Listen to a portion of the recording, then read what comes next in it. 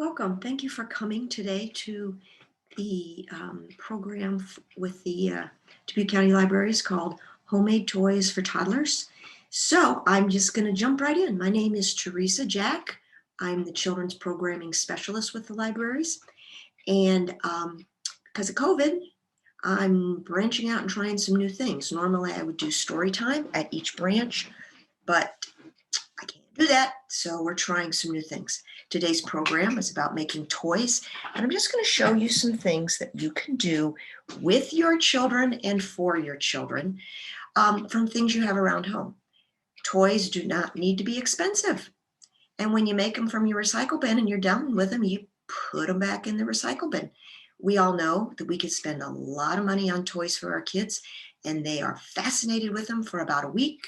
If we're lucky, it's a month, and then they may never touch them again.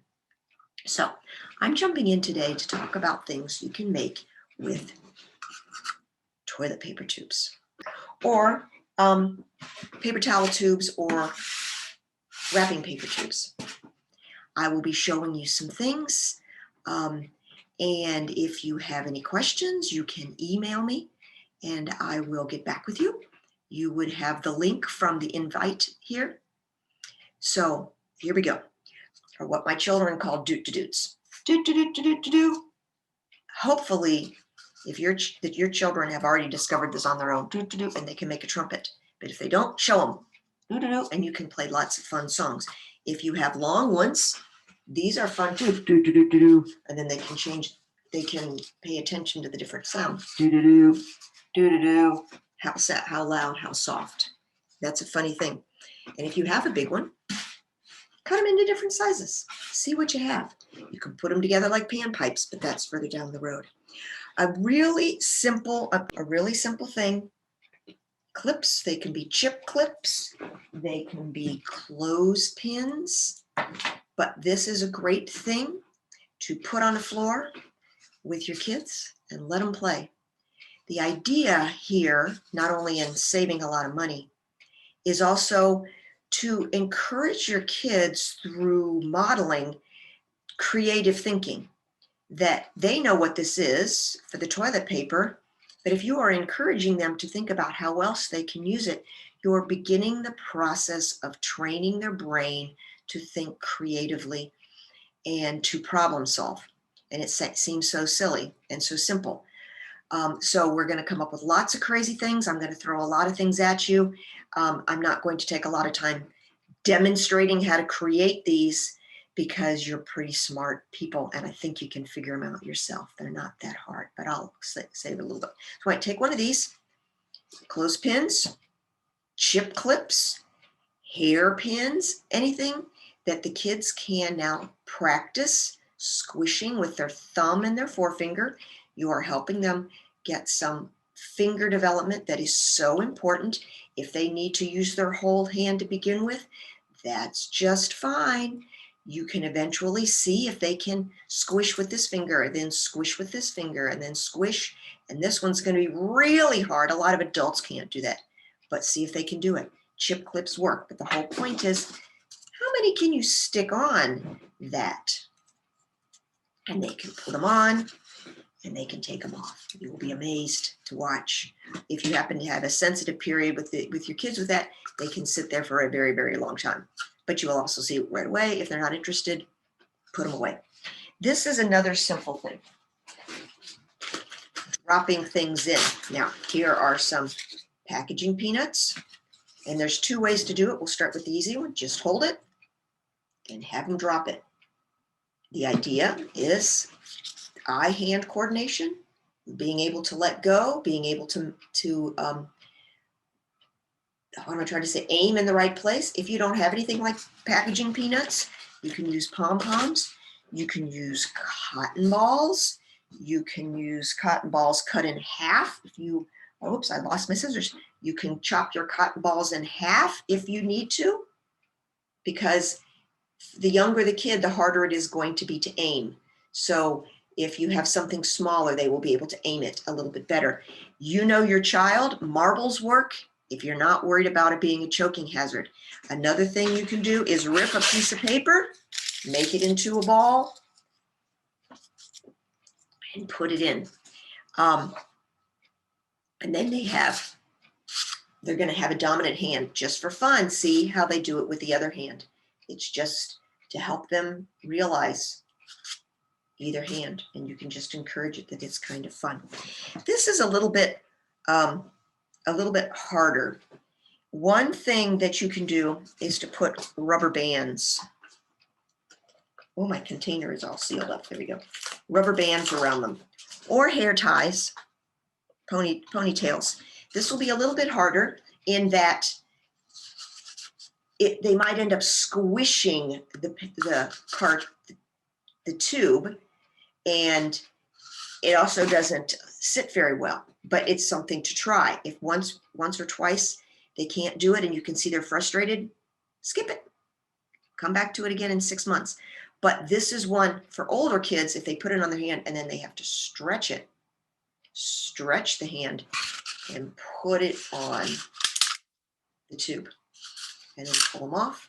You can do as many as you want. If you have rubber band, they just put it on, it off, do it again. Again, if you want to try it, again, don't frustrate them, but if you want to try it with the other hand.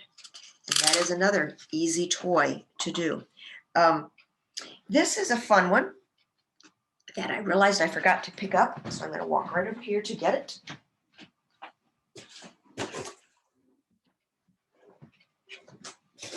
Cardboard. You can take a cardboard box. If you can rip the flap off. If you want to, an amazing tool for cutting cardboard is a serrated kitchen knife, which again, I have misplaced in all my stuff here. A serrated kitchen knife, a bread knife, I mean, works wonderfully for these things. Or rip them. And then, because I don't have a table, I'm just going to demonstrate, but they can put it on a table and you have a tube and then have a cardboard. And then you have a tube and then you have a cardboard. And they can see how high they can stack them. And then with more creative kids, they will recognize, well, if I put a great big piece in between two pieces, they can begin to build all sorts of architecture with cardboard. Simple, simple, simple. Here is one that I'm going to sort of demonstrate, but I think you can figure this out. Take some painter's tape and tape a tube to the wall. And take a whole lot of time to explain this, because you can see. Tape it to the wall. And if you have a long one, this is a little more fun for the children.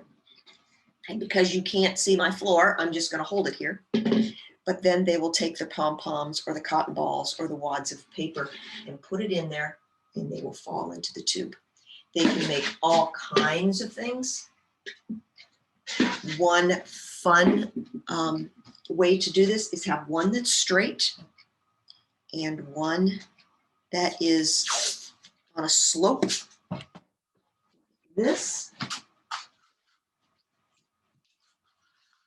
and this will work better. Sorry, I'm just going to leave it like that. This will work better if you have longer tubes, like paper towel tubes, whereas they put them in at the same time and see which one falls first. And they will see that the one on the slant takes a little longer. That is a fun sort of science-y thing of the cause and effect of gravity. But don't tell them why. Just do that. Put some on the wall and say, what's going on? If you have some little budding engineers, they may soon discover how to make their own. And that's fun too. But that's one to leave, to let your kids discover on their own as they're thinking creatively. But a bunch of those and a roll of this, they can be busy for a long time. Another fun thing is a telescope. Now this, I'm going to take these off. This is fun, and I'm sure your kids have done it. But as they get older, encourage them to close one eye. that will be see if they can do that. And then try it with the other eye.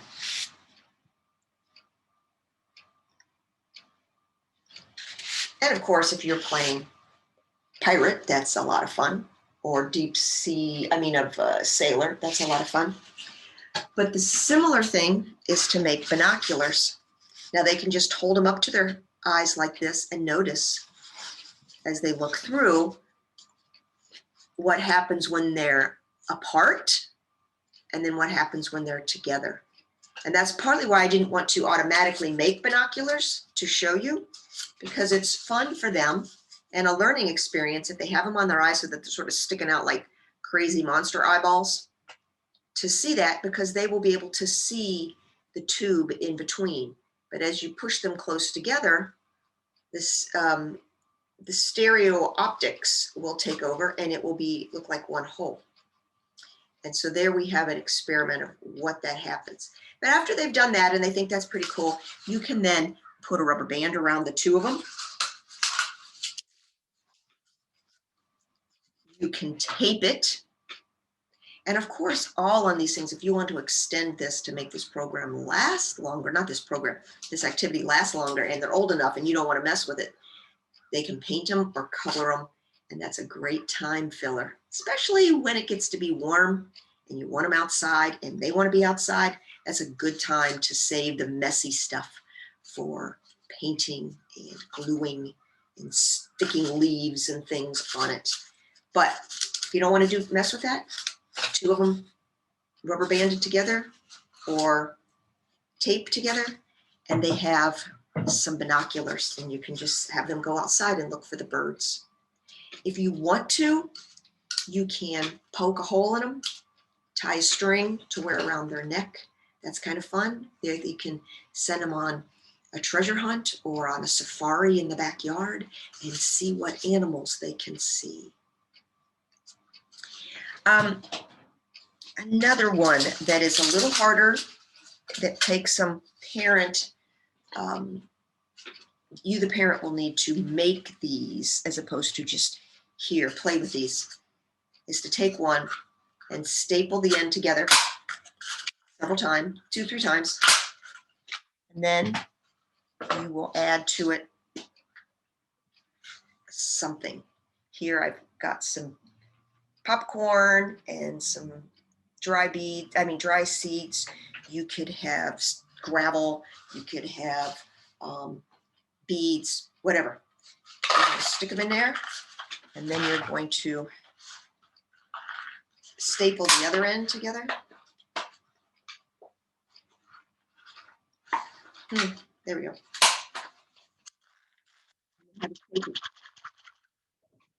I made it lopsided. It doesn't matter. You can do it either way. It might be easier for small hands to hold it one way or the other. This is kind of a funny way to have it sideways. And again, showing both ways is an interesting way to show the kids, well, what happens if I do it the other way? One last activity to show you is to make a kazoo. Toilet paper, rubber band, and a hunk of wax paper. I'll suggest is you tear off a big chunk rather than try to make it fit. Tear off a big chunk or bigger. Wrap it over the top. Here's the thing, if they can do that stretch with the rubber band, they can do this too. Stretch a rubber band over the end, and then take something sharp. I used the pokey end of my meat thermometer, and you just poke a hole or two. You know your child. It's a great thing for them to do if you are comfortable with them doing that. If you want them to do that, but are a little concerned that they might poke it through their hand, stick it on something, like maybe a spoon or roll up a washcloth and stuff it in there so that they can poke it and not worry about them poking all the way through. And then you have a kazoo. So they have some shakers. I lost my shaker. shaker. And it gives you, and you can have a band. Oh, and here's one that I just remembered that I forgot about. This one is also, doesn't take much parent involvement, but it will be for slightly older children.